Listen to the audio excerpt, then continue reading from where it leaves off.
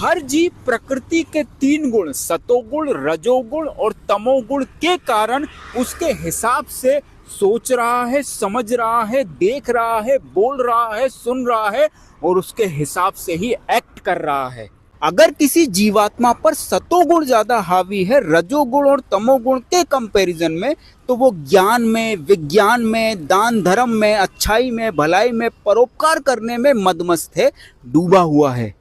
अगर किसी जीवात्मा पर रजोगुण ज्यादा हावी है सतोगुण और तमोगुण के कंपैरिजन में, तो वो फिर स्त्री में, पुरुष में, स्त्री पुरुष के बीच बन रहे संबंध में, तरह तरह की इच्छाओं में, तरह तरह की कामनाओं में, तरह तरह की मौज मस्ती करने में, तरह तरह की चीजें इकट्ठी करने में मदमस्त है, डूबा हुआ है।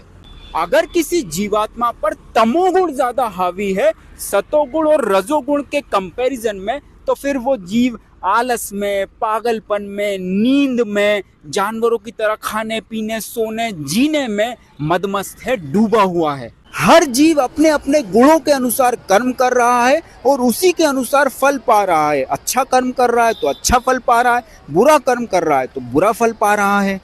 फिर भले ही आज जो उसके पास शरीर है उसमें पाए या फिर भविष्य में जो उसको शरीर मिलने वाला है उसमें पाए, फल जरूर पा रहा है। प्रकृति के ये तीन गुण उस जीवात्मा से अच्छा कर्म भी करवा रहा है और बुरे से बुरा कर्म भी करवा रहा है, जिसको सोच के ही आपको घिन मच जाए कि यार ऐसा कैसे कोई कैसे कर सकता है, यार इतना बहरम निर्दयी कोई कैसे हो सकता है। और वो जीव जो ये घिनौने कर्म, पाप कर्म करता है, करता रहता है, उसको उस समय रियलाइज नहीं होता कि वो कर क्या रहा है।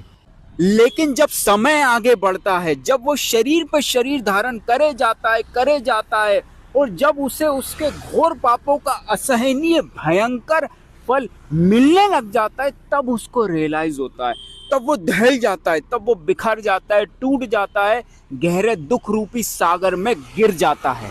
उस समय जब उस पापी का कोई साथ नहीं देता, तब भी उस समय भी भगवान कहते हैं कि अगर वो जीव मेरा नाम पकड़ ले, मेरी शरण में आ जाए, तो मैं सब कुछ भुला दूंगा और उसे माफ करके गहरे दुख रूपी सागर से बाहर निकाल लूंगा, जो कि वो खुद बता रहे हैं कि अपि चेदसि पापेभ्यः सर्वेभ्यः पापकृतमः सर्वं ज्ञान प्लवेनेव वर्जिनम संतरिष्यसि। यानी यदि तुम्हें समस्त पापियों में भी सर्वाधिक पापी समझा जाए, तो भी तुम दिव्य ज्ञान रूपी नाव में स्थित होकर दुख सागर को पार करने में समर्थ होगे।